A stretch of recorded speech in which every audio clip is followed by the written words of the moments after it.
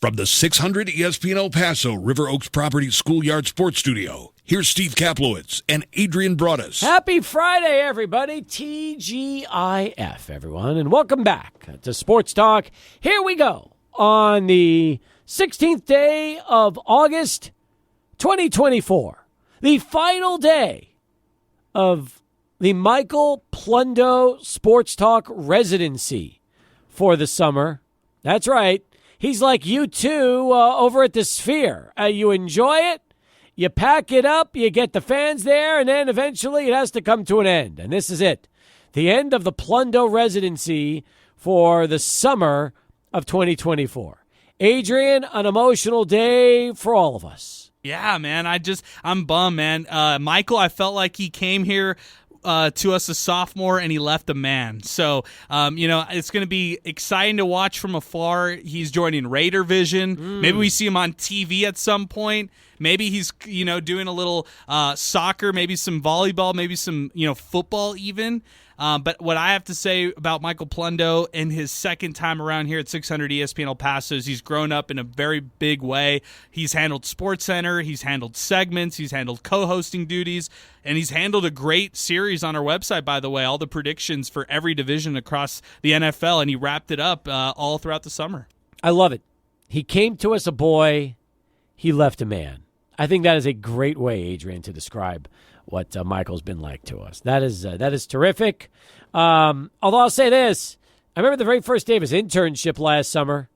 He wasn't shy either. He just grabbed the microphone like it was meant to be, and it's been like that ever since. He's a natural, man, and it's been, it's a treat to have him here. I hope he comes back. I hope, I know he's got big things ahead for him in the future, so I want Michael Plundo to be high in demand. I want people to also see how talented this guy is across the state of Texas and really Lubbock. So, I don't know, Steve, maybe we have to bring a sleeping bag out to Lubbock one time or, a sleeping mattress or something. Crash at the frat house like Michael Plundo has talked about and, stomach it or something for a weekend. Would you go streaking down the quad with Michael if it came down to it out there in Lubbock after a Tech game? I don't know, man. All I would say is if there's no cameras around, I can't be blamed for anything I do for Michael Plundo out in Lubbock. So it wasn't quad. What was it? What was in old school? They're going streaking down the where'd they go? Where was the quad? Was it the quad? Or yeah.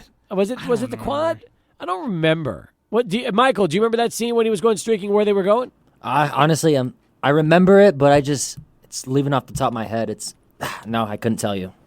I mean, I'm trying to remember, too, exactly where they were going. I know as they were going streaking. I'm just trying to remember where. Yeah, I think it is the quad. I think it's streaking the quad. Was it really going streaking down the quad? Yes. It was. We're going up to the quad and then to the gymnasium is what it was. That's right. They're going streaking. I'm happy I remembered that going streaking down the quad. So you're already ready, Steve. So we could live broadcast on Friday. Who knows what's going to happen in the evening? Maybe catch a Red Raider game. Maybe it's in an October game. So, we can actually be there on a Saturday or something like that. But we need the full Tech experience if that's the case. Maybe if it's not football, maybe it's basketball. But we got to make it happen at some point. I'll tell you this much. I know one person who's going to be there for sure. His tag team partner, Alberto Urdieta. Yes, I would be. I love Lubbock. I would love to go up there, maybe catch a football game. We should definitely do that. You think so? Okay. I mean, can yes. Plundo get us Red Raider good football tickets? Do we have to get credentialed? What are we doing here, Michael? Absolutely, I can hook you guys up. Don't you worry about that. Okay. And then we can eat well. We can go have a boys' weekend out in Lubbock, Texas. That's something I haven't done that's on the old bucket list that we got to cross off. That's right up there with going to see Billy Joel at the Garden. Let's go to Lubbock and go hang out with Plundo and crash on his in his place for a weekend. I was thinking, I want to go to Disney World. I want to go to the Sphere in Vegas. I want to go make a trip out to New Orleans, for the Super Bowl next year and stuff like that. But on the radar, too, along with all of those things, it's Lubbock, I guess. I know who would sponsor our trip. Who? Sarah Farms. Oh, there we go. He loves Plundo. Oh, there you go. Yeah, Pat from Sarah Farms thinks Plundo's a god. I mean, the first time he came back to the radio station, he texted me and he goes, "Hey, I heard a rumor that Plundo's back." I mean, seriously. So, as far as I'm concerned, hey, Michael, you should be drinking Sarah Farms milk for the rest of your life, thanks to Pat. Absolutely. The Byrne family, they're a great family. We've known them for a couple years now. We're very close to them. Pat Byrne, great guy. Love being around him. His wife, Sarah's a sweetheart. And they got 3 amazing kids and all around just a great family. Yeah, one of their kids is good friends with Joel. So that's exactly. So there we go. We already have a sponsor for our trip out in Lubbock. That's simple as that. And then we can actually deliver Sarah Farms milk to Michael, Yes. And he could have his whole fridge stocked up. Maybe take some product pics with the frat and stuff like that. There you go. And then maybe after Tech wins, he can go get himself a milk bath and start, taking one of those milk things, open it up, and shoot it all over the place, and we're good to go. Yeah, I think we're really talking here, Steve. This needs to happen. This might have to, be put in place. Might have to check the Big 12 schedule. Maybe they're playing Utah, maybe they're playing Colorado or something crazy like that. Michael, you can say no, and we're giving you an out now because if this does go down, you might say to yourself, God, why didn't I just shoot this down when I had the chance back in the middle of August here at the radio station? Are you sure this is something you would like to happen?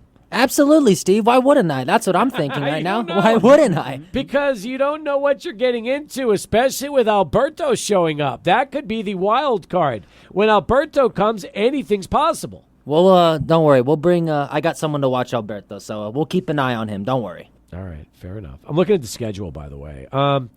We have Arizona State. We have Cincinnati. We've got Baylor. We have Colorado, West Virginia. They open up against Abilene Christian. There's North Texas. I don't know. We'll figure something out.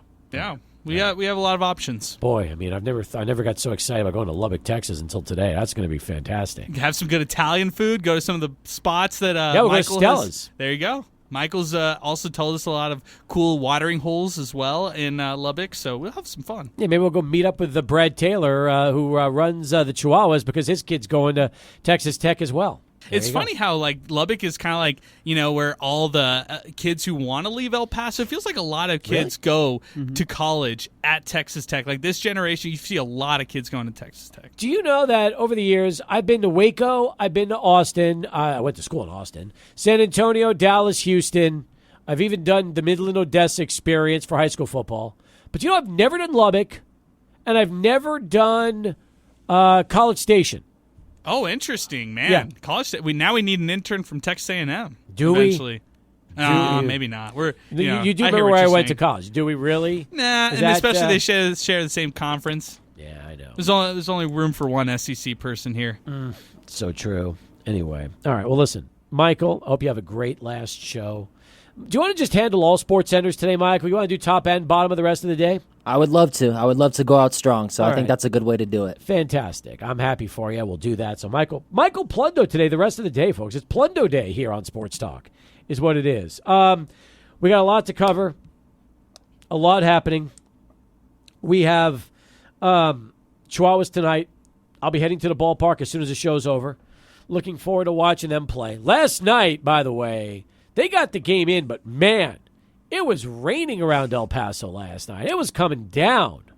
One of the videos that the Chihuahuas social media team, by the way, social media team for the Chihuahuas has really been upped over the past couple of years. Love their social media. And it's always been solid, but recent years they've been really up in their game. But they posted this video of a person who looked at the camera. She had a margarita in her hand. She looked at the camera, and it's pouring. You can tell it's pouring rain, but she's in the suite area, and she just chugs it for the camera. So those are funny moments. I bet it went viral, and I bet there was a lot of people who picked up on it, but it was a great video that they posted. Instagram or Twitter and X? Yeah, it was Instagram. I'll send it over to you. I'm just going to jump in right now, see if I can find that during the break. That's great. I'm looking forward to that. So, yes, in fact, Andy Enfeld's in his final weekend for the Chihuahuas, so I'll look forward to that. I was thinking about this. Did you ever get an Andy Enfeld bobblehair doll? Oh, I didn't. I didn't either. And it came with real hair. Yes. I want to know if it was really his hair. That's true. It could have been. He's grown a lot of flows over the years. I wonder if maybe he kept all his hair in a bag and then they just used it to make his bobblehairs. That's very possible. Or, they've got somebody who just plucks some of the hair that he doesn't need, on top of his head. So, Yep. Yeah, he can make it happen. Did you hear the news today about the fact that the Dallas Cowboys made an offer recently to CeeDee Lamb? Ooh, did they really? According to the Dallas Morning News, The Cowboys offered CeeDee Lamb slightly under $33 million per season. This was prior to the departure to Vegas for the second preseason game in an effort to get a deal done, according to the Dallas Morning News. Now, just under $33 million, okay? You kind of say to yourself, well, where does that fall in line with some of the highest paid players at the position?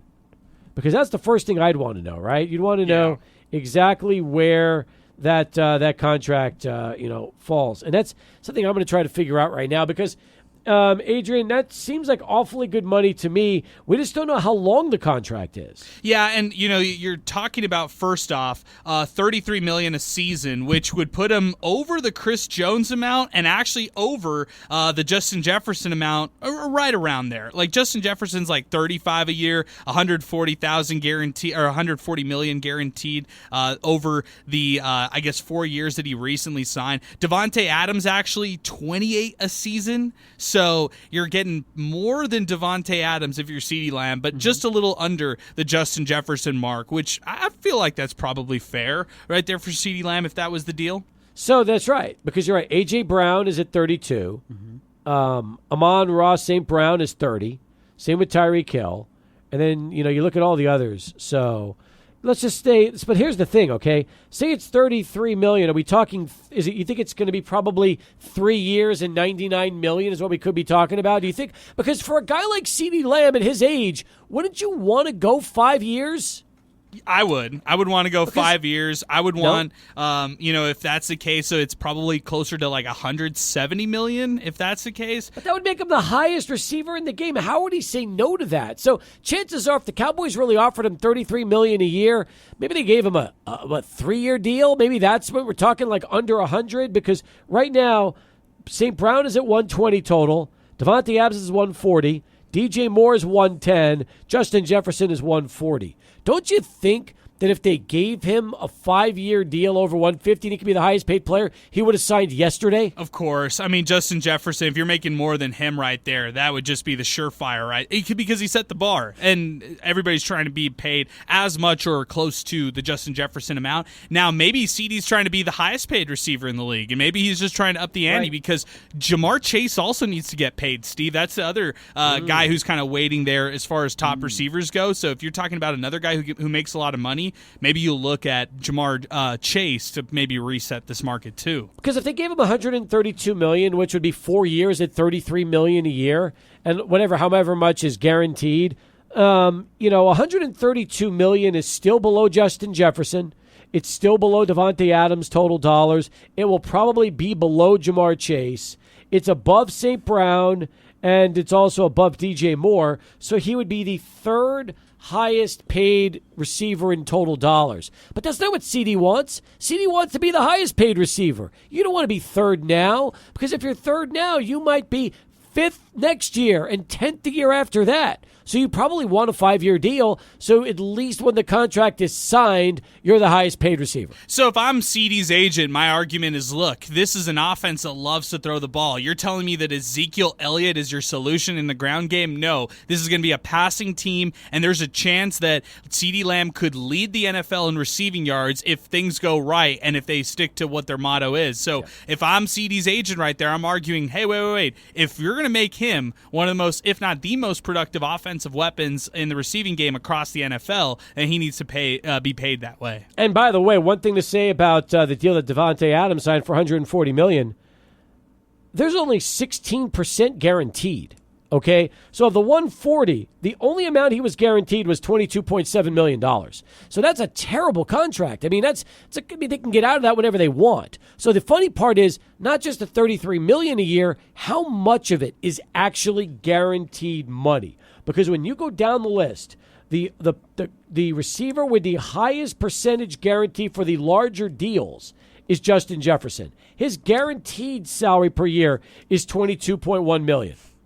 Largest salary. Yeah, and it's well deserved for somebody who's the best at that position right now, in my opinion. Number one at that spot, Justin Jefferson. He's deserved of that. He's deserving of that. The Devontae Adams one's interesting, Steve. That tells me that if the Raiders and a trade partner were out there this season, that the Raiders could get a haul. Because if I'm a team out there who's a contender and I think, wait, I could get Devontae for this season and maybe sign him to another 3-year deal after this season to make him happy, I would probably do it. Like, if I'm the Jets and I just think I need that one receiver, let's pair Devontae Adams back up with Aaron Rodgers. I'm hearing you. All right, 18 pass. Good start to the show. We'll keep an eye on things with CeeDee Lamb and see if the Cowboys can make a deal this weekend.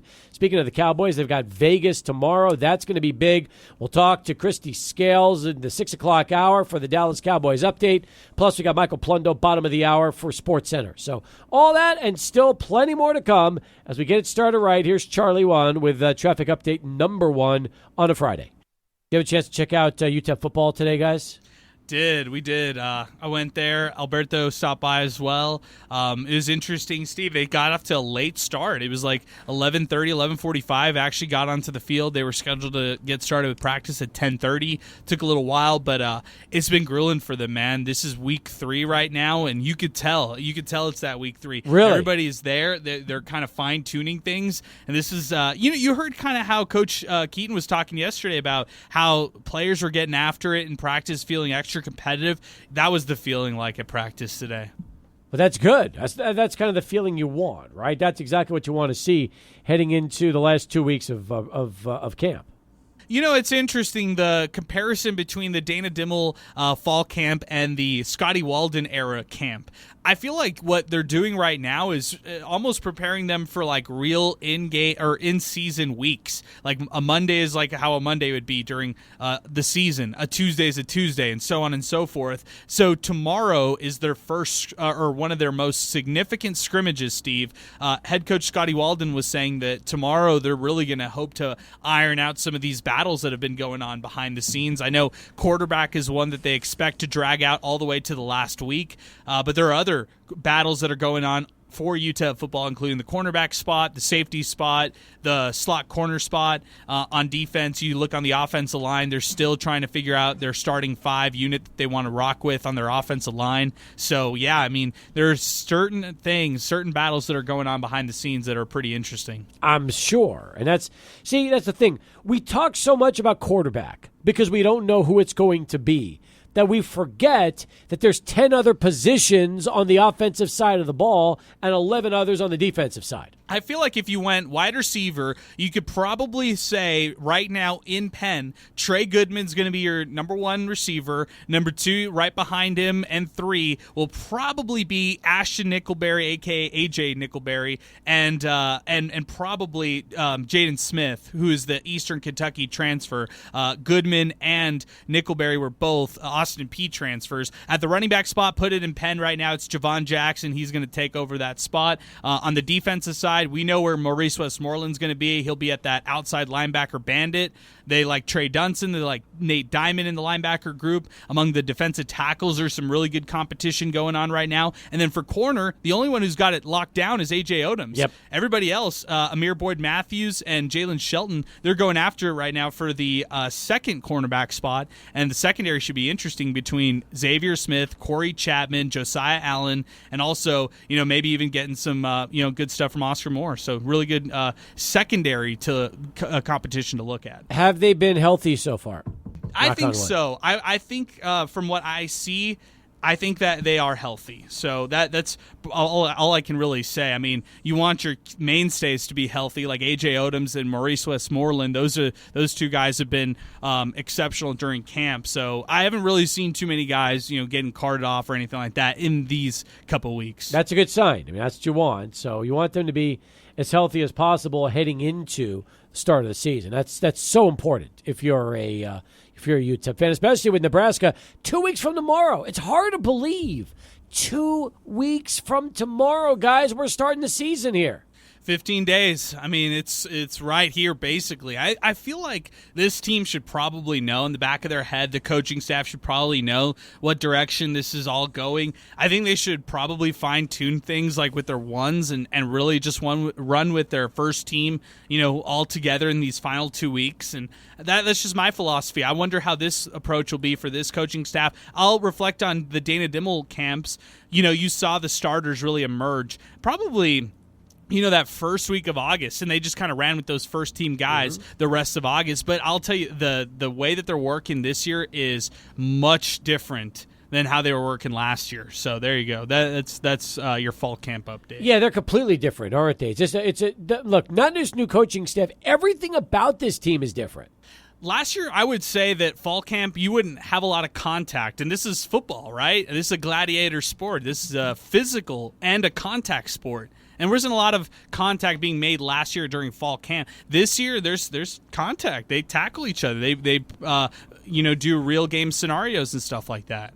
Well, that's what they should be doing, although some people are surprised that the quarterbacks wearing red jerseys and not getting hit, or are they taking shots too? I never get to see the quarterbacks in team workouts, so I couldn't tell you certain if they're not getting hit. I would guess they're not getting hit right now, just as it stands. Coach Walden today, I was talking about Maurice Westmoreland. He said that he had like 4 straight sacks, or he was alluding to that, during one period of the practice. So he's been really, getting after the quarterback. I would doubt that he's actually hitting one of these guys. Yeah, I would think so too, but you never know. I mean, the bigger thing is just the fact that the lines are hitting, the running backs, receivers are getting hit, and they're playing football. That's what they should be doing. Right. I mean, that's the philosophy. Unless you get a pile of injuries that start coming up. I think the difference with this team is that they like to think that they have depth, and they like to think that their younger players can be thrown into the mix where they can actually have success. So time will only tell, man. I want to see when pads are actually on, when the lights are on, and we can actually see this team play against somebody else. Is the toughest thing about this right now that there is so much secrecy for practice because we have not yet seen anything until really game one? We just don't know what's happening with practice because we're not privy to being around? Yes. The short answer is yes, because I don't know how much deception you're going to offer to your opponent, a.k.a. Nebraska, by being so secretive. I know that we're going to get a couple wrenches come August 31st and some surprises across the board. When I still hear names that I am not familiar with, I still get a little sticker shock because I feel like I have a pulse on this team. But then when you hear things like, oh, well, how about Devin Goree? Well, how many Miner fans know the name Devin Goree? But he's going to be a significant contributor to the defensive line this year. And same with a guy like Brighton Thompson, who's back from last year. So there's just these like different names that you're starting to hear pop in and out of discussion, Steve. I just would like to know who's going to be the real guys, who are the guys to look out for, and who are the guys who it's going to take a little time for. And I guess we won't know the answer to that question until August 31st. Right. I mean, I probably won't even know the quarterback answer until August 31st definitively, right? Yep. All right. We'll come back with more in a moment, but first let's go to Michael. He's standing by with this Sports Center update.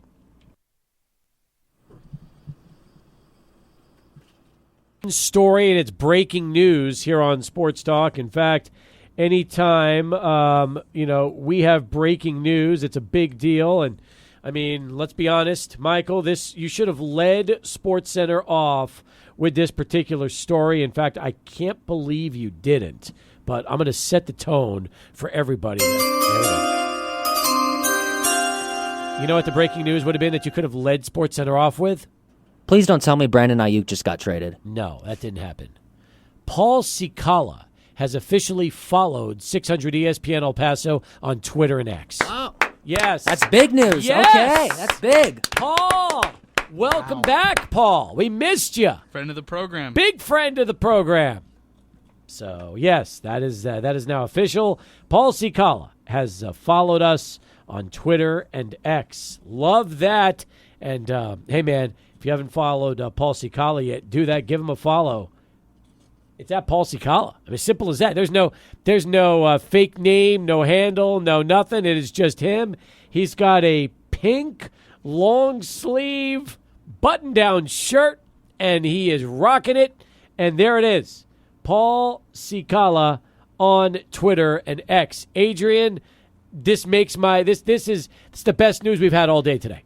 Okay, but we got to get an updated profile pic, my boy Paul. That's a magenta shirt right there, and it's News 4 Tucson. We're in El Paso, my boy, and we're all friends here, so we need to change this out. And in fact, in his bio, he throws in back in El Paso, Ciudad Juarez. So let's see some an updated profile pic. He's got some good ones from KBIA he could throw in there. All right, yeah, we'll work on that. See what we can do. By the way. So thank you, Paul. We'll work on getting some new shots of you and your Twitter or X profile. We'll see if we can do that. Alberto, are you upset that you are not in the UTEP Fantasy League? A little bit, yes. I just saw that. I don't know there was a sign up or something. I wanted to play too. Apparently, Therios, Jacob, UTEP News, UTEP Zay, Felipe, Andrew, Snappy, Chi-Town Miner, Chris, Brian, Memo, and Sidelines are all in. You are not. But don't worry. Good news. Zay is representing all of us. I believe in Zay. I think he has the wherewithal to take us the entire way, take us to the Super Bowl. Yes, he does. And by the way, this is good. Adrian, it says here that you've been chosen to decide the draft fate for UTEP fans fantasy football. To give a number between 1 and 100. Did you, in fact, give a number? I did. I gave 53. I posted it from the Sun Bowl today in a quote tweet fashion. So I had to, these guys are great on social media. Guys like Jacob Matthew, guys like Snappy. These guys are the ones who are defending us or who are going after haters and stuff like that. So, I had to throw something out for them. You're not playing in this league, are you? I thought you're scaling down in fantasy. They asked me to, and I said no. I politely said, I'm sorry, Alberto. I mean, you should have at least I should have dished you off the invite or something like that. But they hit me up and I said no. But then they asked me, hey, would you just pick our a random number so we have a draft order list? And I was like, easy. So I'm amazed that you decided to go 53. Did you go a random number generator or did you just pick 53? I just picked 53, and I was thinking everybody else would think that I would pick 66. So I had to just do something different. Okay, so you went with 53. There you go. Well, that's good. And I'm sorry, Alberto, you didn't get in the league. Maybe next year. Maybe next year. Maybe they vote out somebody like the worst person or something, and then you can go in. That would be kind of cool. Maybe they do relegation like soccer. Yeah, and then we'll have a whole nother one. That's right. There could be 2 leagues. Fantasy 1, and whoever Fantasy wins Fantasy 2 gets bumped up into Fantasy 1. I like that. It's like now Sack 1, Sack 2. Yes, just like Sack 1, Sack 2. You're thinking. Now you guys are thinking. I like that. I'll be in the second one, so then I don't have to pay attention that much. Maybe that's the lower level one. It is the lower level one. What if you don't pay attention and you still win the league and then you go up to the first one? Oh, I like that. That would actually, okay. See, now I'm in. Then I'd be invested, Steve. Then I'd be like, all right, I won without trying. Now let me try. Yeah. He could sell off the ticket to the first league like the Mexican teams do.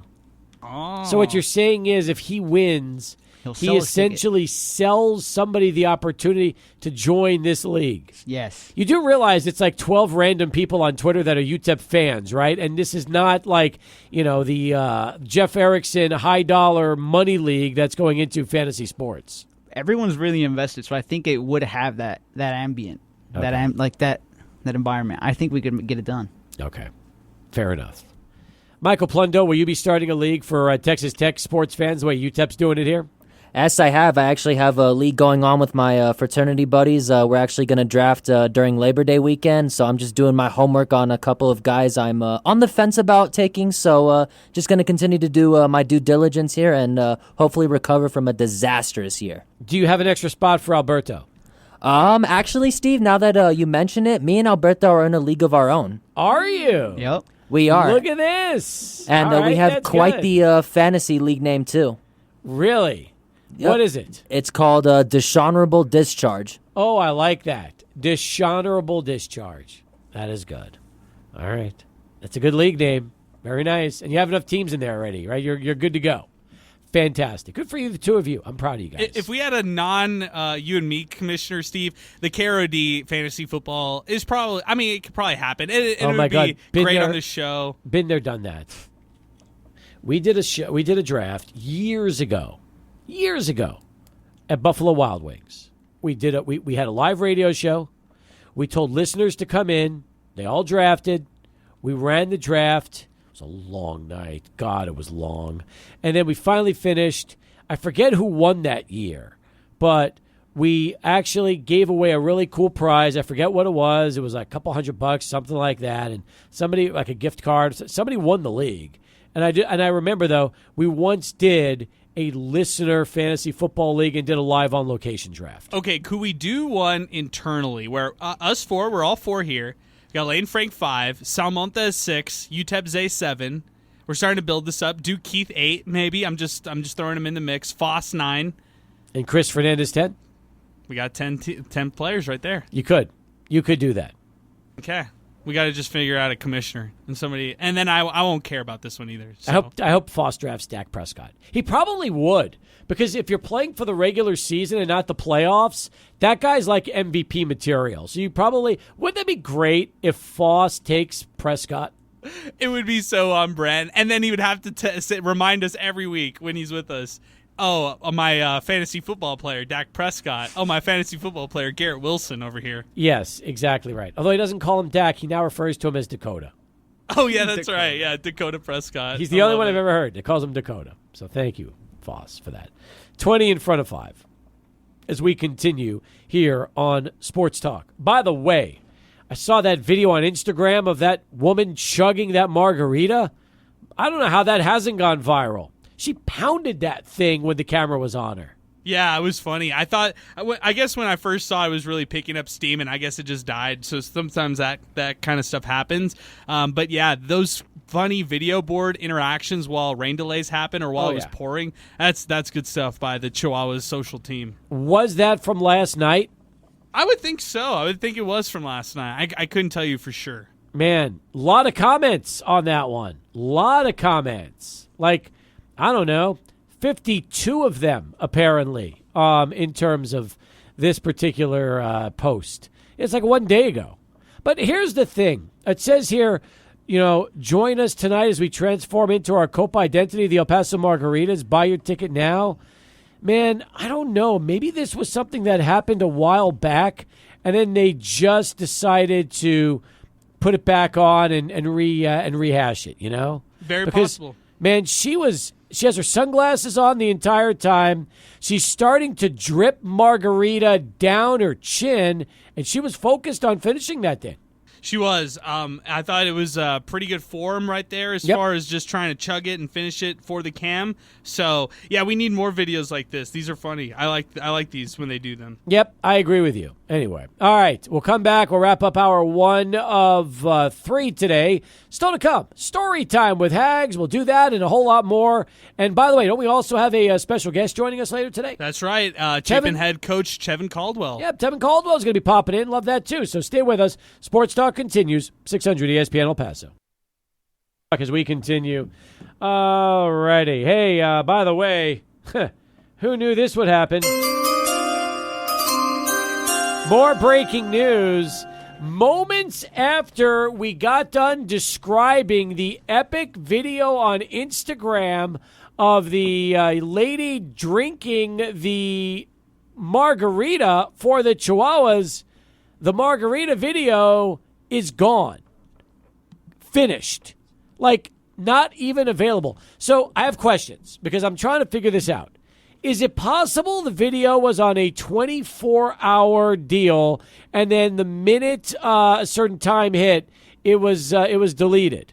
No, this was a post and not a story. This was a post? Yes, and the post itself said, rain delay equals margarita chug cam, swipe to watch. How else are you supposed to occupy yourself during a rain delay? Join us tonight as we transform our Copa identity, just like you mentioned earlier. Oh, my God. So the minute we describe it and talk about this female fan just completely chugging a margarita to where it even started dripping down her chin, they deleted it. I'm like, come on, man. This was great. Fans, listeners wanted to see this. There were even 52 comments we couldn't access. Trying to access those as well as see what people were saying. And now it's gone. Adrian, is it possible that once some people at the Chihuahuas got wind of the fact that we were talking up this video, rather than keep it on there and get extra views, they immediately decided to cancel it. It could be possible that somebody was listening to us. I don't know what Why? the controversy. I'm trying to see. Maybe This is a great video. it was a great video. Yeah. I mean, listen, when you've got a fan who's willing to take a full, and by the way, chugging a margarita is not like chugging a beer. It's not as easy because, number one, it's much sweeter. Number two, you're dealing with a hard liquor versus beer. I mean, this was good, and this was really good. And she did it on camera. So if she felt comfortable enough to do it on camera, why not keep that video up? That should be your margarita. That should be your margarita advertisement for the rest of the season. Are we ruling out the possibility that her employer found it and wasn't happy about it and asked her and the Chihuahuas to remove it? And so she was, a little worried, like you were saying right there. Yeah. And maybe that she was a happened, little worried. And that happened within seconds of us talking about it on air and describing it in vivid detail to exactly how, giving you play-by-play of how that chug went. Now, here's my thoughts. Oh, man. I don't want to feel like we have that much power to where we go on the air and on an AM sports radio show where earlier today we were talking about some other random stuff that nobody cares about, that we just suddenly bring up some person. We didn't out her. We didn't say who she was. We didn't mention her by name. All we said was some blonde fan at the game decided to drink that margarita, and at the end, as she was finishing the chug, it started dripping down her chin as she was getting it. That was it. And now all of a sudden it's gone. I wanted to watch it again during the break, and I couldn't find it. Man, they went fast. They acted fast. There's a possibility that somebody was listening to the show. There's no way that this could just be a coincidence. They took this from us, and they didn't even call. That's what frustrates me. I know. They're listening at the stadium, but they've never called in and told us, hey, we're listening, and they're just taking from us. Yes, that's right. Taking. Please.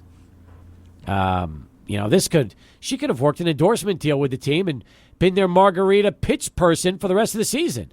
Give her the blue margarita jersey, let her hang out there with a margarita in her hand, and now all of a sudden, she goes viral.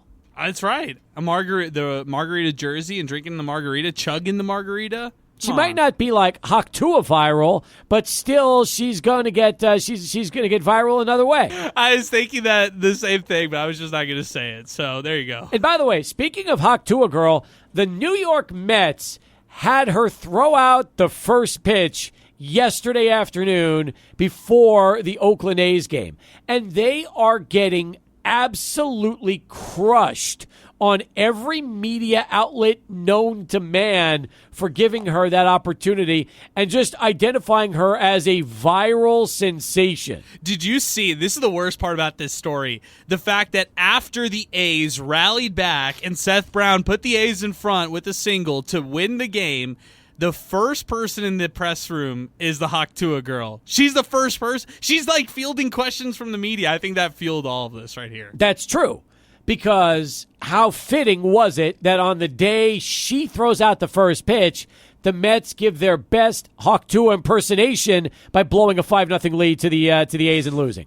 How great is that? Oh, man. Oh, perfect. Man. All right. That's great. That is terrific. All right, one down.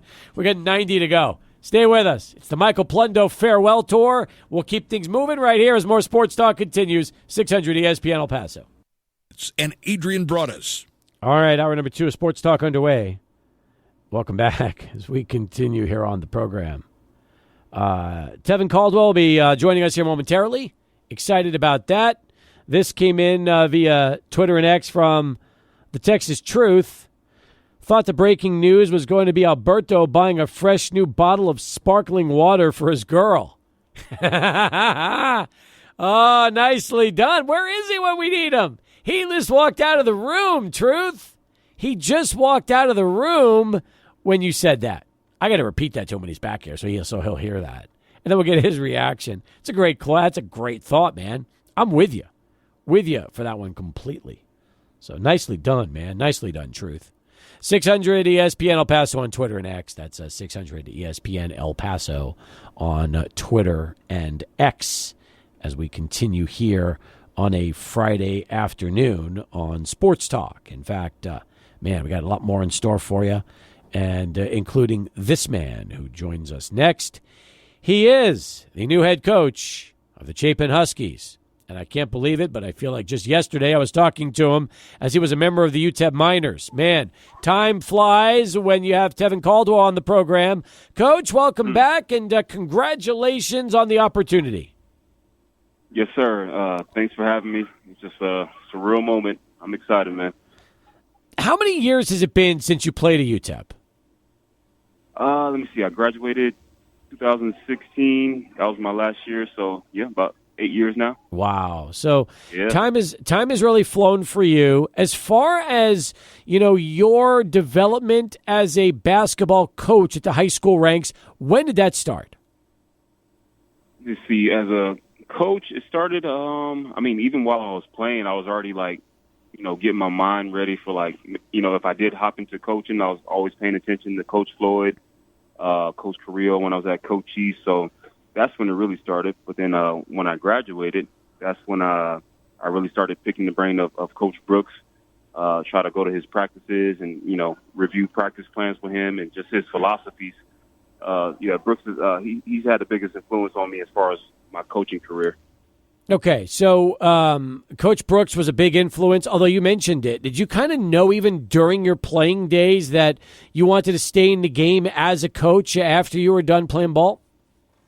Yes, sir. Like my last year, after I finished playing, Coach Floyd offered me a graduate assistant position on his coaching staff, but I decided to take the graduate assistant position in the admin side of it.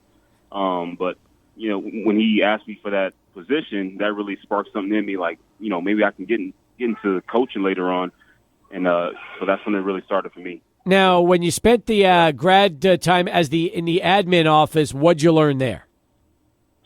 I just learned, the paperwork side of it, talking to people, networking, fundraising. So, I feel ready stepping into this role, because I know at the head coaching level in the high school, you got to take on a lot of hats, fundraise, look over assistant coaches and the whole program. So I feel ready and confident. Coach, I'm going back even before your UTEP days. How about your America's high school days? I know you were born in Killeen, but you got an opportunity to go to America's and graduate from America's, then play for the Miners. What was your experience like playing in high school basketball here in El Paso, and how much has it changed since when you graduated back in 2011? Right. So a lot of people don't know that when I first moved here, I was a military kid, so I lived right down the street from Chapin. So I was supposed to go to Chapin, but my parents got a house over there by Americas, so that's how I ended up at Americas. But it's just been a blessing, coming back home. I'm working there now, but going to be released soon. But it's just been surreal, making my mark in the city and being able to give back. Kids, I walk around the city, they remember me when I played, they were watching me. So it's a beautiful thing to be back home and sharing the knowledge that I've gained over the years.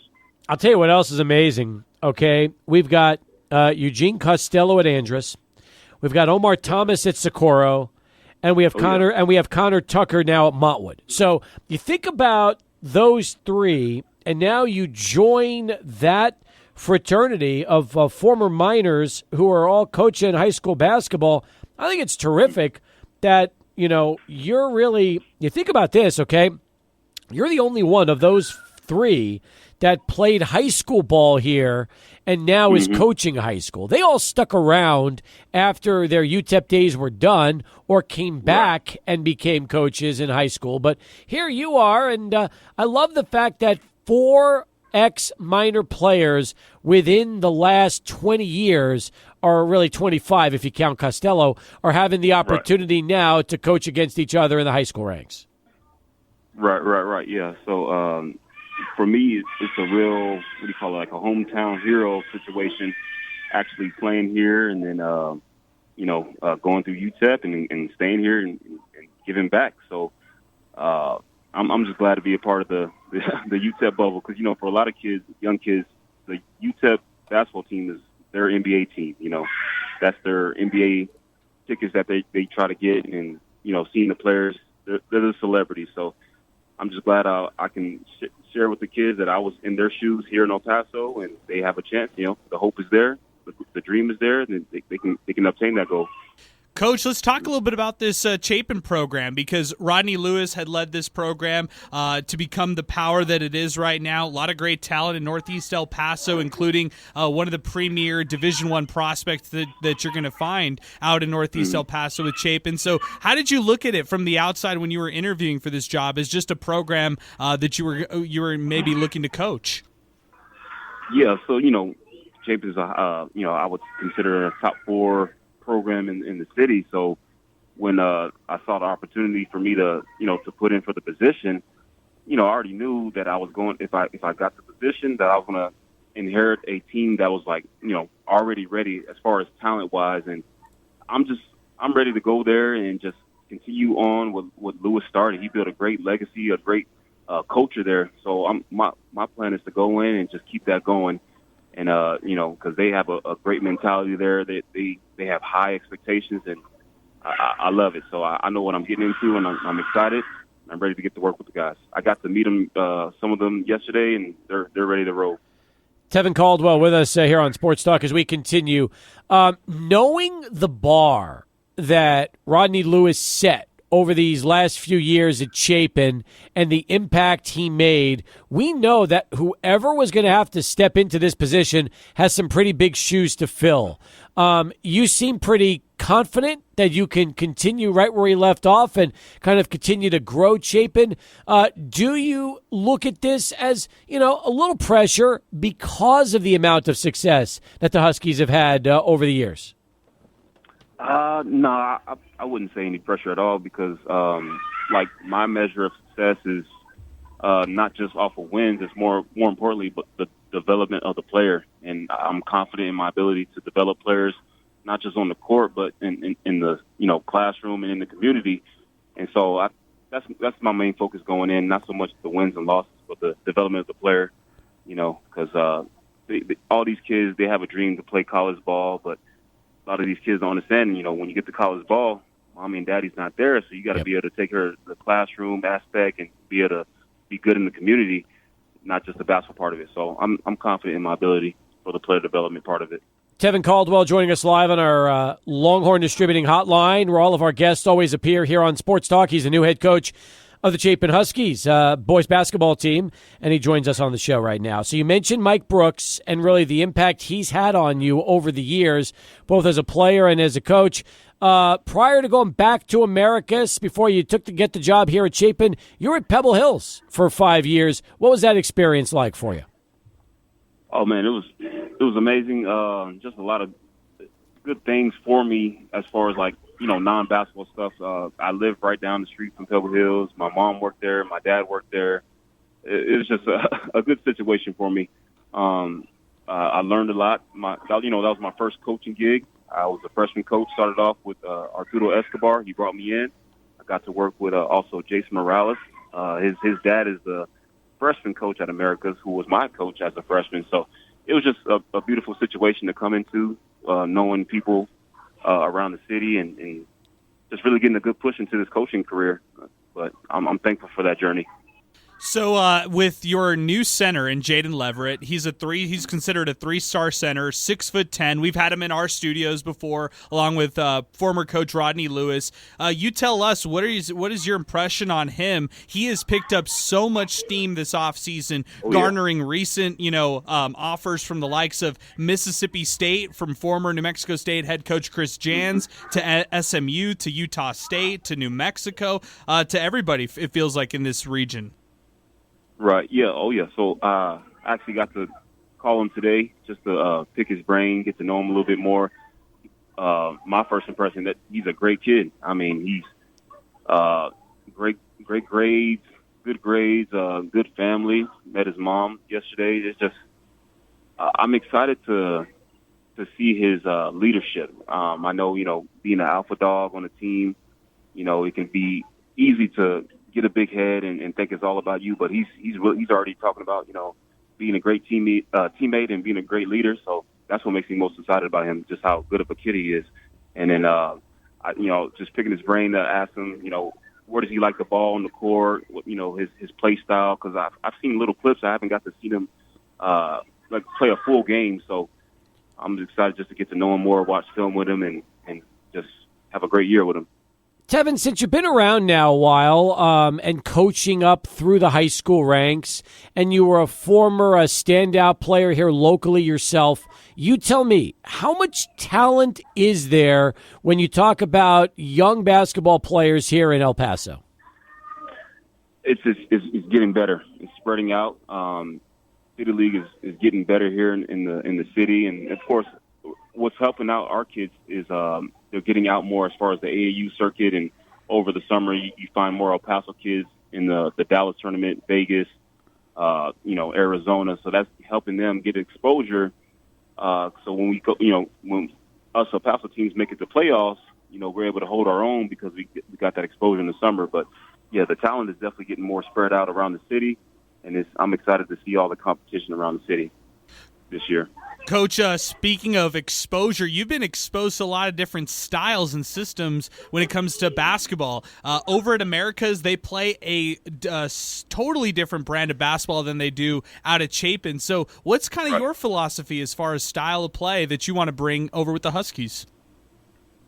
Well, I can't give all my answers over the radio. The enemy will get my tricks. But my main goal is to have a nice blend between what I've learned at Americas and, blending that with the talent and the size that I have at Chapin, and then putting that to display, because Chapin, like you said, they have a certain brand of basketball, and obviously at Americas it's a little bit more systematic, and so I'm coming to bring a nice blend and let the guys, play through that. Will you sprinkle anything that you've been able to pick up over the years from Tim Floyd into that mixture? Oh, yes, sir. Yes, sir. I had a conversation with him last week. Definitely. It's just, as you become a coach, you start to pick up little things from everybody that you learn from, that you work with. So Coach Carrillo, defensive-minded. Tim Floyd, defensive-minded. Coach Brooks, learning how to share the ball, trust the pass. So I'm, taking all that in and putting it into my own personality, my own style, and ready to bring that to Chapin basketball. That's terrific. And meanwhile, when you think about some of the talent El Paso's had in the last, 5-6 years, we've seen national champions. We've seen players of the year. We've seen a young freshman who right now looks to be potentially even a lottery pick if he continues his development at the University of Arizona. You've got a big yourself that's Rodney Terry has visited, among others. It must be feeling good knowing that El Paso is no longer a secret, where it was hard to get your name out and have really colleges come and look for you. It seems like now they understand that they can visit this city, discover really the best players around, and that it's not going to be as tough getting the best players noticed like it was when you were playing. Right, yeah. So when I was playing, there was no social media, Twitter, to really get your name out there. Nowadays, everything is out there instantly. So that's one of the main things I want to be preaching to my players is that, there's someone that's always going to be watching. And then when they are watching, they're not just watching your basketball performance. They're watching your body language, when things are not going well. How are you leading your team when things are not going well for you? And so I'm excited to have that conversation, let them know that, we are exposed now as, with being in El Paso. Teams are looking at us, thankful for, KJ Lewis's and Tristan Newton's and now Jaden. So I would share that with not just my Chapin players, any player in the city. I tell them, we're getting looked at now. So you just got to, develop your whole player, not just the basketball part of it, because they're looking. Tevin, we're excited for you. Congratulations. Nothing but the best from here on out, and we'll look forward to having you back on the show during basketball season and getting a chance to talk more Chapin Huskies hoops with you. Yes, sir. Thanks for having me. God bless you guys. You as well. He's Tevin Caldwell, folks, brand new head coach of the Chapin Huskies, and he joins us live here on Sports Talk as we continue. 19 past the hour. More in a moment as we send it off to Charlie 1. He's got a traffic update for us. Here on Sports Talk as we continue. All right.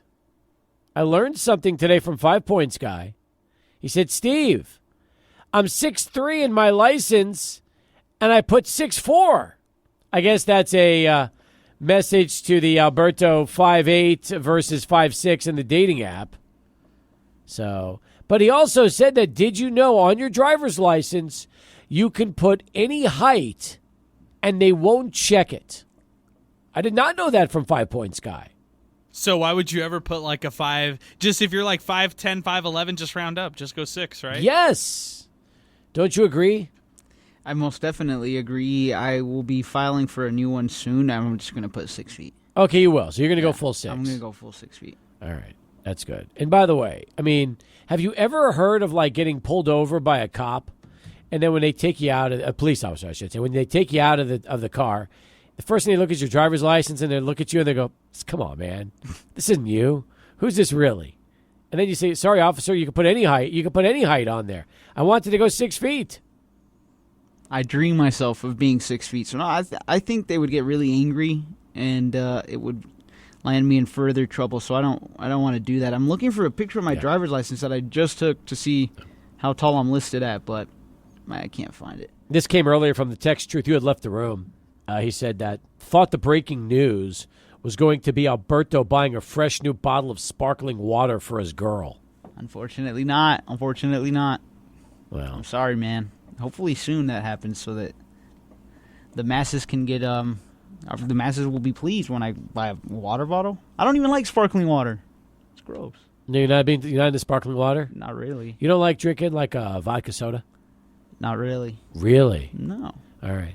Do you drink? Do you drink much alcohol or not really? No, you know what? Since I don't eat like a whole lot, Yeah. I can't be drinking a whole lot. Interesting. Yeah. So, do you not eat a whole lot because you have no money, or do you not eat a whole lot because you just don't believe in it? I just don't believe in it. No. I get around it. Just I'd be forgetting and. How do you forget to eat? Like, that's one of those So things. I mean, busy. usually when I forget to do certain things, eating is not one of them. I mean, how do you do that? It just escapes my mind, honestly. Sometimes. Really? Sometimes, yeah. Plundo, can you relate to this? A little bit. I eat a lot. I just don't drink a lot. That's the only difference. But me and Alberto, based on what he's told me, we're kind of similar in some senses. But I would say there's that one little tactic there we're very different in. Okay, that's true. Adrian is probably. I mean, you and I are about the same when it comes to drinking. We're social drinkers more than everything else. We don't really, try to knock it all down after we get off the air immediately. But this is a room that doesn't really have a lot of drinkers. It's not a huge, fraternity in that regard. Yeah, I feel like we're not at that stage. I feel like all of us either went through a phase, or maybe in Michael's case, we'll go through a phase like that where maybe, you're throwing it back on a weeknight and it's all good and stuff like that. Sure. But at this stage right now in all of our lives, we're just not there. We're not in that era. We're not in the drinking era. Yeah, I understand. It's okay, though. And there's nothing wrong with that. I mean, as long as you just go out and have fun, you can do it no matter what. Drink water. I mean, you don't even have to drink sparkling water. You could drink regular water. Yeah, my experience is when you go to a bar and you're continuously ordering water, they stop coming around to you because they're like, this dude's only getting water. He's like not even going to tip. And What if you tip every time you get a water? See, that's another thing I don't understand, okay? Let me ask you this. You're at a bar. A server is bringing you something, or a bartender at the bar is delivering you a beverage. Whether it is an alcoholic beverage or a non-alcoholic beverage, they're doing the same job regardless.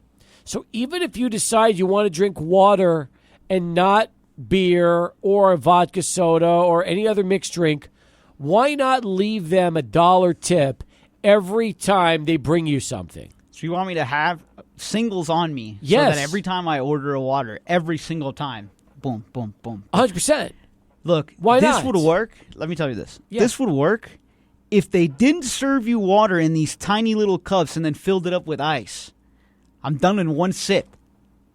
It happens every time. They don't all do that. You know what? I'm Why don't not you going to just put anyone on blast. Okay, then do this. Next time you go someplace, say, you know what? I'd like a pint glass with some ice water. Thank you. And order it like that. And when they bring it to you, tip them $1 or $2. And I got news for you. The next time you want it filled, they're not going to look at you like you're some cheap bastard. They'll come back and take care of that for you because they'll know that they got a couple bucks waiting for them. You learn something new every day. I hadn't. How is that? This is not rocket science. You could be the $2 bill guy, Alberto. Yeah. You could pull $2. just pull at least 8 $2 bills. Go to the bank and ask them to give you the $2 bills. Then you're the $2 bill guy. You go first with the $2 bill. That strikes a conversation that might help out with the dating side of things too. And then at the end of the night for that last ice water, you give one last $2 bill. I don't know about that. Okay. $2 bills are also associated with creepy. Gentlemen's Club, and then they might look at. Then I didn't know this. Then they might look at Alberto as a little weird that he's throwing out the 2s instead of the 1s. So I've never heard that. Oh yeah, there's yes Here in yes. El Paso? Yeah. Since I don't be I mean, frequenting those establishments, I wouldn't know. I haven't gone back.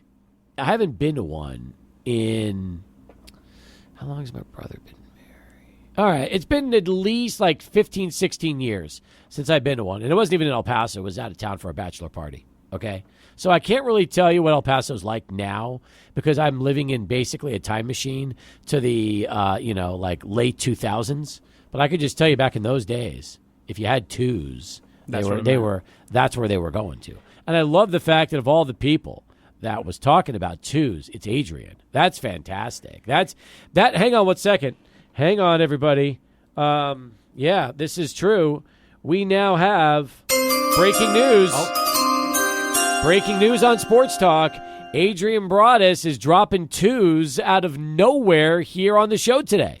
You know, the 2s, I'm looking it up right now, known also for good luck. So all you have to do is just quickly preface it. This is for good luck. My brother-in-law, who was in the service industry for many years, Yes. texts into Sports Talk and says, getting a $2 bill as a tip sucks. Mm-hmm. But here's the thing: if you're getting an ice water and you're tipping $2 for ice water, then that at least shows the server you're not there drinking water trying to scam and get everything for nothing. So the point is, if you're saying that part of the reason you don't feel like you get served is because, you're drinking water and they give you some crappy cup, ask for a larger cup. Just ask for a large glass of ice water. Tip them a couple bucks. They'll be happy. And then if you want more, just tip them again. In principle, in theory, your idea makes sense. But then, when you boil it down to what it is like, Steve, you're asking me to pay $2 every time I need a cup of water. It's that's not going to happen. Come on, take a look at me. First off, that's not going to happen. First off, let me ask you this. How much water are you going to drink in one night at a bar? Well, a glass is 16 ounces of water. What are you going to drink 100 ounces of water in a night? You'll be peeing all night and going to the bathroom, and that's it. You're going to be in the urinal all night. That does happen. I'll start drinking a lot of water, and I'll start having to go to the bathroom. But you break the seal. Yeah, and then it's just going and going. But you don't want to break the seal. I get you. I will get into habits of going out to different local bars here close to my house, and then catching a beer, and then going home, just 1 or 2, and going home. That's it. Yeah. So you know your limits. Yeah, and also it's just By the way, how much is a beer? When you go out? Was it about $5-6? Each? Yeah. That's 3 waters with tips for the same price as a beer. So think of it that way. Now you're tipping the same amount of money for 3 of those waters that you would for 1 beer, and you'll probably be a lot happier at the end of the night because you won't be out so much money. Yeah, I guess that's definitely the way I need to go about it. Then you can buy a girl a water too, and throw another couple of dollars down. Now you're really rolling in dough, man. Now you're playing with some fire there. Like a Playboy, I'll Yes. order 2 waters, take You're one over to a lovely young lady. Yeah, you're a Mac water daddy.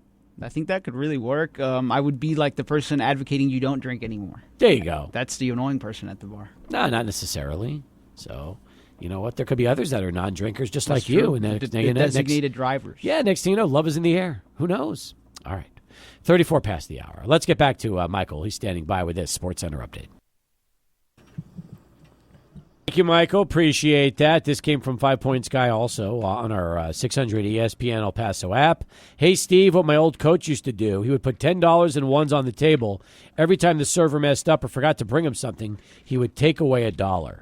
See, I don't like that either. There's a lot of pressure on that. Yeah. That's kind of the worst situation ever, where somebody sees the tip and now knows that every time they screw up or something happens, they lose $1. I mean, that's rough, man. I wouldn't do that to somebody. Now you're playing mind games with servers, and that's the worst. Yeah, actually, now we need a PSA on tipping here on this show. Our servers all across, I get it. There's some times where the servers don't do a great job, but for the most part, they're there for you. And so for the most part, they're making really low hourly rates. So tip them well. I mean, tip them well, everybody. Like the $5 that you used to tip a couple years ago doesn't go the same way nowadays. I tried it. I mean, for the most part now, I feel like most people now will tip 18 to 20%. That's kind of standard these days. It used to be 15%. I feel like now most people will try to go a little higher than that and get to 20. There are some I won't say names, but there are some people that I work with on this radio show in smaller capacities who are not in our age group, everybody included, in a higher age group who do not follow those rules, Steve. And I would say to those people, like, hey, man, it's just different now. We got to make sure that we take care of our servers. Really? Yes. Well, you're dropping serious news today. First, you threw the $2 bill story out, and now you're dropping dirt on the other employees around here. Yes, but I got to call them out on it, man. We got to make sure we're tipping our servers correctly. Yep, and then when you try to add money, they get offended and feel like, well, what are you showing me up for? Yeah, exactly. And I'm like, no, this is for the person right there. I'm not trying to, make a show over here or anything like that. This is legitimately or genuinely for somebody who's working over here. Let's be courteous. No, you're right. 38 past the hour as we continue here on Sports Talk 505-6009. That is our telephone number to get into the show. That's 505-6009. And unfortunately, I guess that's just what happens sometimes, right? People, I don't know. It's a shame, and it shouldn't be that way. Should not be that way. All right. Well, sometimes, unfortunately, that's the case. Hey, by the way, want to congratulate the class of 2024 for the El Paso Baseball Hall of Fame. The banquet is this Sunday at the Wyndham Hotel. And you're talking about Chuck Heist, who played professionally in the minor leagues, Omar Quintanilla, who, by the way, this is really cool. So not only did he spend time in the big leagues, but he's also getting inducted into the Texas Longhorns Hall of Honor later in the summer. Wow, that's really huge, cool, man. But you think of all the players just quickly and talent that he's brought to Texas, as an alum, not even working on staff. That's pretty cool. Plus Fernie Rodriguez, who pitched in the big leagues for years. Hector Bernal, who played professionally in the minor leagues. This is like the most loaded class ever for the El Paso Baseball Hall of Fame. Yeah, I love the El Paso Baseball Hall of Fame. They always do it right every year, and there are some stellar names across the board that you just mentioned right there, Steve, that made such an impact here in El Paso and really all across the country, you could say. Well, let's put it this way. I mean, you've got 4 people who all played either minor league or major league ball. Omar had a terrific career in the big leagues, and so did Fernie. I mean, that's great that those two are getting honored along with Chuck Heist and Hector Bernal Jr. It's a really, really solid crew. Also, Renee Solis from Isleta High School, the El Paso Baseball Hall of Fame High School Coach of the Year. Gilbert Sines, the Senior Player of the Year. Diego Cardenas from EPCC, the College Player of the Year. And Evan Martinez from Isleta, the High School Player of the Year. A lot of good awards given out this Sunday. The banquet will be starting at 2:17 p.m. It's so cool. I mean, at the Wyndham Hotel. I'll just say the fact that, you have pro baseball players in this list. You have coaches. You have players who play at the highest level of D1 college. So what a star-studded class. It is. Do we know the significance of 217 for the start of the banquet? No. Let me check their website. Maybe they have some info there. I'd like to know what that is. That is still pretty great. But man, oh man, good group. love the fact that everybody's getting the opportunity and going to be honored on that one. All right. Hey, 20 in front of 6 as we continue here on Sports Talk. When we come back, our Football Friday Night Fall Countdown continues, brought to you by EPCC. Yesterday, the Coronado T-Birds. Today, we stay on the west side of town. We'll talk about that next, right here, 600 ESPN El Paso. Past the hour as we continue here on Sports Talk. All right, folks. Our Football Friday Night Fall Football Countdown continues, brought to you by El Paso Community College. Just a reminder, folks, tomorrow you can head on down to the Valle Verde campus between starting at 10 a.m. The first 90 students who come in person to Valle Verde and register full-time, which means 12 hours or more, are going to receive a book voucher for up to $500. This is a terrific deal. The reason they're doing this, by the way, is to kick off the extended hours. That's also really cool because we are talking about 10 a.m. to 4 p.m. in person, and that's going to be on Saturdays, and then weekdays until 7 p.m. That starts Monday through the 27th until 7 p.m. Lots of great ways, Adrian, to register for the fall semester at El Paso Community College. Yeah, and if you're unable to make it in person, just check out epcc.com.edu, and that's the best way to do it, epcc.edu. It's the best way to get all the information. And by the way, think about this. We talk a lot of sports on this shows. For all the high school athletes, the parents of high school athletes out there, EPCC offers baseball, softball, and even cross country. They're one of the most recognized cross country programs in the country. So that's something to keep in mind as well. That maybe you could earn a academic or an athletic scholarship out to El Paso Community College. Could you imagine how good that would be? How great people would love that. Scholarships? Are you kidding? All right, let's talk about the school of note, and that would be your Franklin Cougars, Adrian. Your Franklin Cougars, because that is your alma mater. That's the school that you went to, you attended. And look, hey, Franklin is a program that I think a lot of fans would like to see, turn things around. But you went on the air and actually said that you just didn't think it could happen this year for Franklin. So I think it's going to be a bit of a rebuild season for the Cougars this year. However, when you talk about a head coach and a legendary head coach like Darren Walker, it's unfair to even think of the word rebuild. But the reason why I'm saying that is you lose such a great quarterback like Shea Smith from last year. Last season, they lost so many different talents, from guys going out to injuries to younger players needing to step up. But the mainstay, the guy who remained consistent last year, was Shea Smith, who helped them in close battles, even helped them win a Westside Bowl game that, Coronado probably should have won. But an undermanned group led by Shea Smith, they were able to get it done. Franklin's current best player is on the offensive line in Justin Morales, and he is somebody who's picking up Power 4 offers galore. In fact, Arkansas has thrown an offer his way. He has offers from the likes of Utah. UTEP's in the mix as well, but Morales' family has done great things on the west side for Franklin, and now it's time to really see what Justin Morales could do in his final season with this group. I'm a fan of guys like the Powers brothers. You have Ernie Powers, who's coming off an injury last year, who's going to be the starting running back, a top junior, and then you also have Patrick Powers, who's a sophomore, incoming sophomore, by the way, wide receiver. So you have talent at the skill position players, you have good defense, you have strong trenches in that offensive line and defensive line. The biggest question is, who's going to be the quarterback? Who's going to be the signal caller who takes him over the top? And if this team looks completely different than any Franklin team that we've seen, and I'm talking about just running the football, I wouldn't be that surprised. I think this is a run-first team as far as offense goes. All right, so playmakers are important, and I guess when you still, are waiting for that quarterback, it kind of, worries you a little bit. Let's be honest. Yeah, in high school, the quarterback is such an important position. It goes without saying. And so maybe they throw one of their guys who is just kind of an all-around athlete at that spot, or maybe they have a younger player at that spot. Remember, Shea Smith was a starter as a freshman during that pandemic-shortened season for the Cougars. So anything's possible with them. Again, sponsored by El Paso Community College, folks. And tomorrow, Valle Verde, starting at 10 a.m., that is your place to be.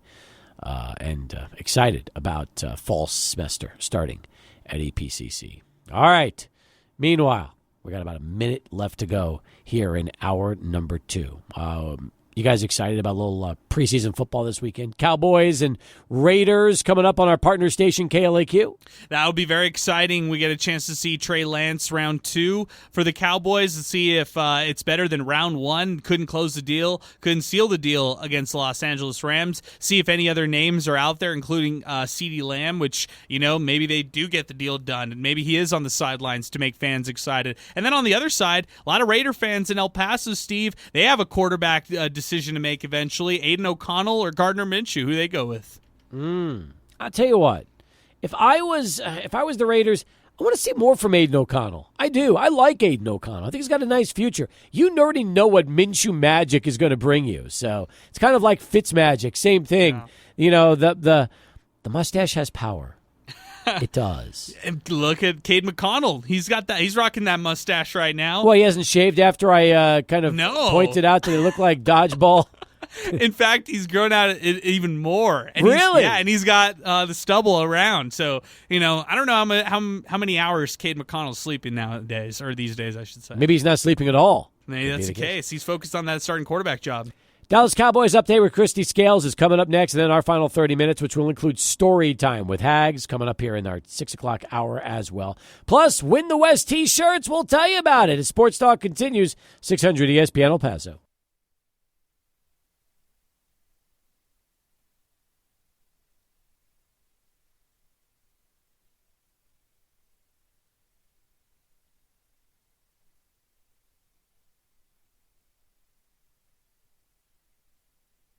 Here's Steve Kaplowitz and Adrian Broadus. Add to that mix Alberto Dueta and Michael Plundo for the last time, and you have Sports Talk. Good to have you back. 600 ESPN El Paso, 505-6009. That's our telephone number. So we've got no football games tonight. The Eagles beat the Patriots 14-13 yesterday. And no huge storylines out of that game. I mean, nothing really. I was watching the tail end of it and a little bit of the beginning. The one thing I noticed, here's your UTEP twist to that game. Jeremy Springer is now the special teams coordinator for Gerard Mayo and the New England Patriots. How about that one right there? It's good stuff. I still remember Jeremy when he was playing linebacker for UTEP. He came up as a quarterback. I didn't know that. No, I didn't know that. And switch positions. That's cool. He was a mainstay. Now we were asking this yesterday. He was a price guy, right? Yes. Late price, right? Yes. Okay, correct. Went from Price and then a holdover to the Kugler era. Nice. Okay. Early 2010s. Yeah, exactly right. Drake May scored a touchdown run for the Patriots yesterday. He was also 6 of 11 for 47 yards. Nobody threw the ball well for. Do you know the Patriots in the game? 14 of 29 for 90 yards. That's disgraceful. God. Joe Milton III, though, his stats won't look good because all his receivers are dropping passes, but he's actually he has some talent, man. The Tennessee product, they loved him for his arm strength, but yeah, I could see it with him. He's got NFL talent. Bailey Zappi was 3 of 4 for 29 yards. I think Bailey Zappi gets released. Ooh, they should at least trade him. He's started games under his belt. He's played games. So with how many teams need quarterbacks, they could at least get a 7th rounder or maybe a conditional pick for him. Poor Kenny Pickett. He was 11 of 13 for 67 yards and was sacked 4 times. Yeah, Kenny Pickett, that guy owes me a big apology after the stuff I said about him last year. I was very hopeful that he was going to be the heir apparent to Ben, and that didn't work out. Over 24 career games, his highest touchdowns was 2. He couldn't even eclipse over 250 yards, so what a disappointment that was. Well, first off, I've got a bet with Lane Frank, and that's going to be who's going to have a better career. And this has turned into a real, turd of a bet. Let's be honest. It's Kenny Pickett versus Sam Darnold. I don't know. I mean, Sam Darnold, I think, is having the better odds right now. I know you don't want to hear that, Steve, but Sam Darnold's going to get a good chance this year. He's got, Justin Jefferson, TJ Hawkinson, and Jordan Addison as his weapons. So who knows? Maybe he can do something. Maybe he can find some winning form, and maybe, if he plays good enough this year, he can probably get maybe a better opportunity elsewhere next offseason. But as far as Kenny Pickett goes, he's going to have to – he's not even guaranteed to be the backup to Jalen Hurts. That's not even a guarantee. So we'll really see where Pickett goes in his career. By the way, if that happens like you just predicted, I lose the bet. So I don't want that. I'm rooting against that happening. I don't want to see Sam Darnold outshine Kenny Pickett. I took Pickett, not Darnold. How crazy would it be if the Vikings traded for Pickett and then we get to see it in full display on Dude, one team? That'd be the greatest. It's not out of the realm of possibility, knowing that the Vikings don't really have a backup option besides Darnold. And then you look at the Eagles. Well, they have Tanner McKee, who was okay with the Stanford Cardinals, so that might be a serviceable backup. That's true. Remember, they just signed Matt Corral. The Vikings did today, True. and that doesn't give me any hope. No, not at all. So you trade a 7th rounder for Kenny Pickett, just get him to battle up against Sam Darnold. Then we could really have the bet in full display. That would be interesting. It really would. Since this is the last show until we get the return of Michael Plundo. Michael, are there any sports topics today that we have not hit on that you want to talk about before we get to story time? Well, before we get to story time, why don't we go ahead and make some predictions here? Where do we think Brandon Ayuk is going to go? Do we think he's going to stay a Niner? Do we think he's going to get traded to the Steelers? And if he does get traded to the Steelers, how much do you think the Steelers are going to pay him? Okay, I will go with he stays a Niner. Originally, I said there's no chance it's going to happen. I feel like the Niners have some heat right now. They're feeling heat from their fan base. I feel like they're going to go ahead and work a deal out and keep him. So I will just go in that part of it. How about the two of you? Where do you guys think? I'm going to go with a completely different team. Aside from the Steelers and aside from the 49ers, I think one of the Browns or Patriots regain some momentum over the weekend. This is done, and he is not a Niner moving forward. So I'll say Ayuk goes away. For what? What do you think is going to are the Steelers going to get him, and what's the package going to be? So I will say the Steelers already have the package out there, but maybe it's not enough, and maybe the Browns or the Patriots get desperate. The Patriots, after yesterday, get really desperate, knowing that they don't have a number one receiver. They have a lot of receivers who are dropping passes, and they just throw in a second rounder, or they throw in a third round pick. And if I'm, the Niners, I think that's enough. I think the Patriots are going to be a really bad team this year, so that pick could end up being pretty valuable.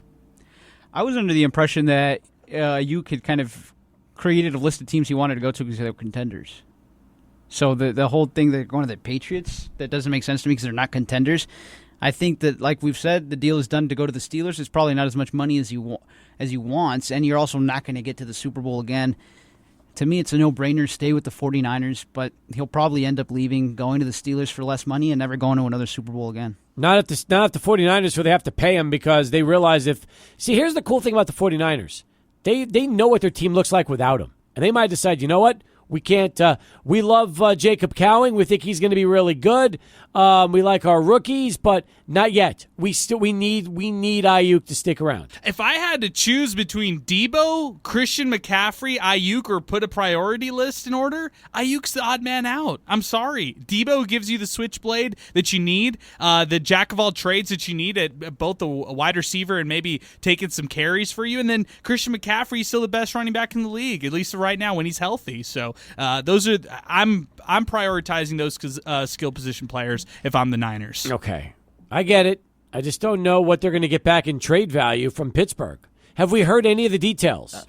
Reportedly, there have been reports that the Steelers have offered a second-round pick in the upcoming draft for 2025 and a late-round pick in the 2025 draft. And there was also reports that the Niners wanted to get a quality player in return. Some names that were being thrown out there were Minkah Fitzpatrick and Steelers right guard James Daniels. I don't think the Steelers would ever trade away Minkah. I think Omar Khan is going to hang up the phone right away if John Lynch were to ask for that. But As far as predictions goes, I'm going to say he stays with the Niners. They seem to be gaining traction on extension talks. And I think Ayuk really wants to be there. I mean, he was at practice the other day. He was, dabbing it up with teammates Deebo Samuel, George Kittle. And even Deebo today came on an interview and said that, Ayuk is going to be a part of this team no matter what, and don't worry about it. So I think it just makes all too much sense for him to say, and I think that's going to be the case. Michael, who's your Super Bowl winner this year?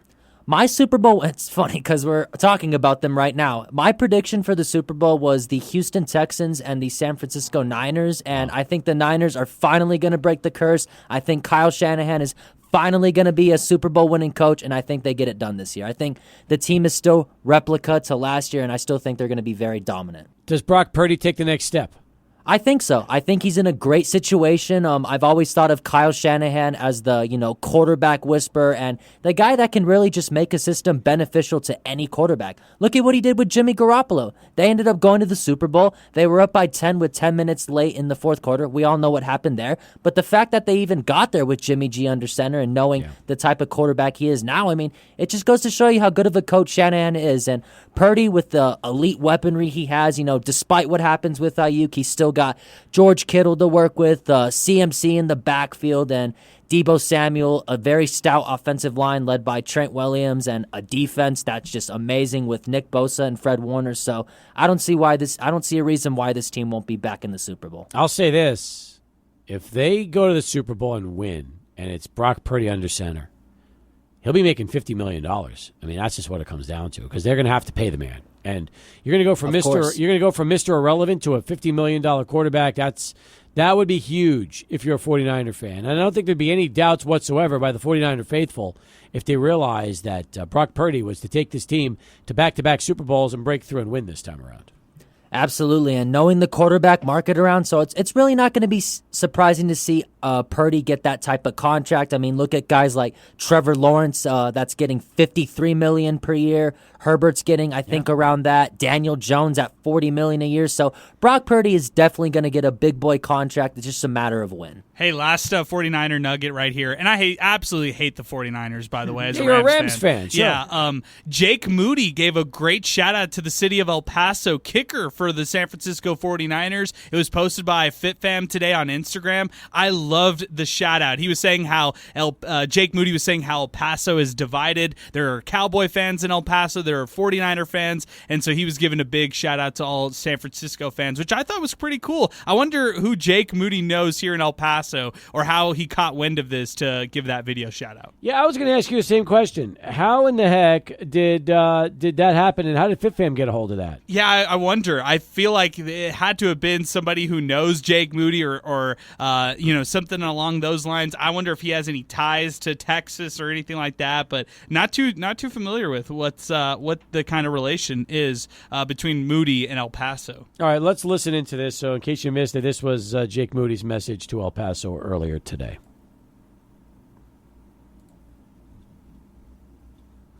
Everybody, this is Jake Moody, the kicker for the 49ers. I just wanted to give a huge shout out to El Paso, Texas. Heard that you guys got a solid split of Cowboys and Niners fans, and I just wanted to say good luck to everybody this season, except for the Cowboys fans. Go Niners. It could be Jacob Cowing. Oh, you know what? I never thought about that. That makes a lot of sense. Yeah, it would make the most sense right there if it was Cowing who was like, hey, by the way, El Paso, and then Cowing's got, El Paso friends who are like, hey, give us a shout out, and so yeah, it instead ends up being Jake Moody. Maybe that was the case. Okay, let's take the time out. When we come back, we're going to play Story Time with Hags. I do want to give people a chance to win a Win the West t-shirt right now, courtesy of the Oscar Arietta Agency. First person through at 505-6009, that's 505-6009, and can answer this will win the shirt. Scotty Walden has different sayings for the football team, such as Win the West, hence the t-shirt. Tell us the UTEP offense, defense, and special teams names referred to as by Coach Scotty Walden. So if you could tell us what he calls the UTEP offense, the defense, and special teams, you're going to win the t-shirt. 505-6009. First caller through wins as we wrap it up next with Story Time.